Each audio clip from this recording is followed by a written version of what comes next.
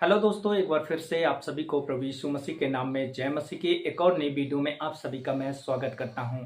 लूका रचित सुसमाचार 18 अध्याय वचन 35 से लेकर 43 तक एक घटना के बारे में हम पढ़ते हैं। प्रभु यीशु मसीह यरीहो के जब निकट पहुंचे तो वहां सड़क के किनारे एक अंधा बैठा हुआ भीख मांगा करता था। और जब उसने कुछ आहट सुनी, लोगों की कुछ साउंड सुना, आहट सुना, तो पूछने लगा कि यहाँ क्या हो रहा है। लोगों ने उस अंधे व्यक्ति को रिप्लाई किया कि प्रभु यीशु मसीह जा रहा है। इस बात को सुनकर अंधा व्यक्ति यीशु मसीह को पुकारने लगा, हे दाऊद के संतान, मुझ पर दया कर। जब अंधा व्यक्ति इस प्रकार से यीशु को पुकारने लगा तो जो लोग भीड़ के आगे चल रहे थे वो लोग उस अंधे व्यक्ति को शांत करने लगे, चुप करने लगे। लेकिन ये अंधा व्यक्ति चुप होने की बजाय और भी जोर से यीशु मसीह को पुकारने लगा, हे दाऊद की संतान, मुझ पर दया कर। और तब यीशु मसीह ने इस बात को सुना और खड़े होकर उसे पुकारा और उसे बुलाया। और तब यीशु मसीह के पास वो अंधा व्यक्ति पहुंचा, उससे पूछा, तू मुझसे क्या चाहता है?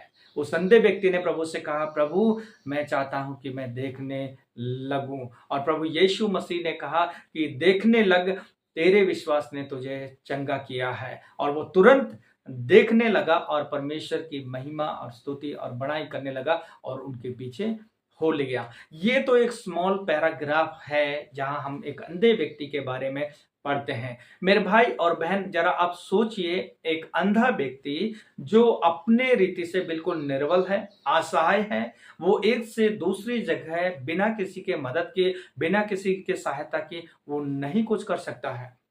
और कोई लोग उसे खाने को लिए देता होगा तब वो खा पाता होगा, और कोई लोग उसे कुछ देता होगा तब वो कर पाता होगा। आप जान सकते हैं और समझ सकते हैं इस अंधे व्यक्ति के क्रिटिकल कंडीशन को।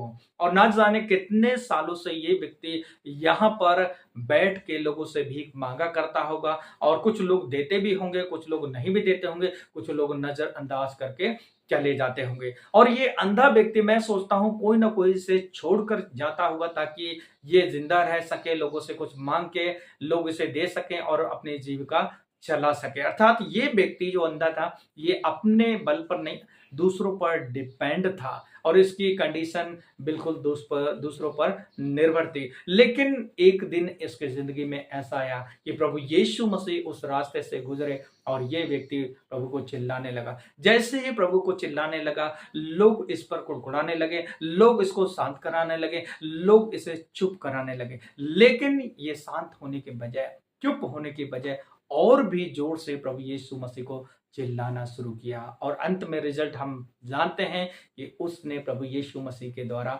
अपनी आंखों की दृष्टि पाई और देखने की शक्ति उसने पाई। प्रभु यीशु ने कहा, तेरे विश्वास के अनुसार से तेरे लिए हो जाएगा। मेरे भाई और बहन, हम क्या सीखते हैं यहाँ पर? हम भी जब दुनिया की भीड़ में खोए हुए थे, यहाँ और वहां भटक रहे थे, शांति की तलाश में, चंगाई की तलाश में, मन की तसल्ली की तलाश में, हम यहाँ और वहां दुनिया की भीड़ में खोए हुए थे।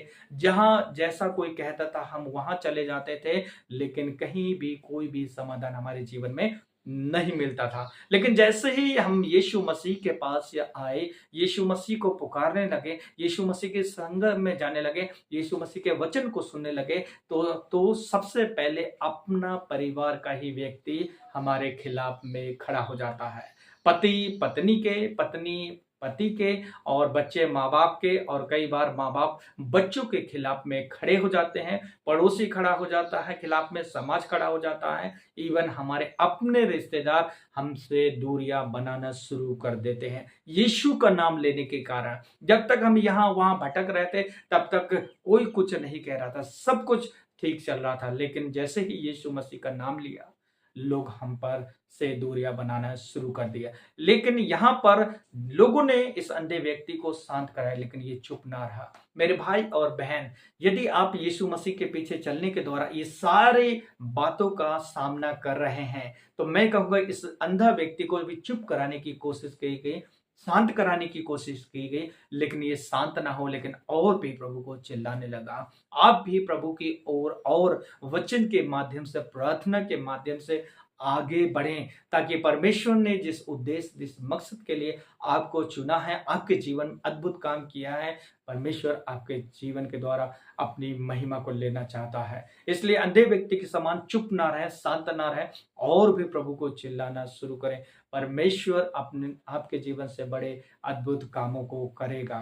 और हम देखते हैं बाइबल में दानियेल के जीवन के द्वारा, दानियेल बेबीलोन के में एक दास के रूप में था, एक गुलामी की जिंदगी जी रहा था, लेकिन उसने अपने जीवन में निर्णय लिया था, फैसला लिया था कि मैं संसार और दुनिया की किसी भी बातों में अपने जीवन को इन्वॉल्व नहीं करूंगा और उन लोगों के साथ में अपने जीवन को दूषित नहीं करूंगा। हम भी इस संसार में रहते हैं, हमारे लिए भी कई सारे ऑफर आने की बात रहती है, लेकिन हम उस ऑफर को ठुकरा दें या फिर एक्सेप्ट कर लें। वहां पर दानियेल को साफ राजा की मेज में खाने का एक ऑफर मिला था, लेकिन दानियेल ने राजा की मेज पर खाने से इनकार कर दिया था। उसने कहा कि हमें साग पात ही दो, जो राजा का भोजन था वो नहीं चाहिए, लेकिन साग पात ही दो। हम उन लोगों से बेहतर होंगे जो राजा के मेज में अच्छा भोजन खाते हैं। और वाकई में ऐसा हुआ। परमेश्वर ने दानियेल उसके साथियों को किसी भी रीति से शर्मिंदा और लज्जित ना होने दिया। मेरे भाई और बहन, दुनिया के तमाम चैलेंज और चुनौती सताव में, विरोध में भी अगर आप प्रभु यीशु मसीह के नाम को ले रहे हैं और आगे चलते जा रहे हैं और मजबूती से खड़े हैं, तो ये बात याद रखना है कि दानियेल का परमेश्वर, जिसने दानियेल को उनके लोगों के बीच में शर्मिंदा ना होने दिया, उस बेबीलोन में परमेश्वर ने उसका नाम ऊंचा किया। आपका नाम भी आपके लोगों के बीच में, आपके समाज में वो ऊंचा करेगा।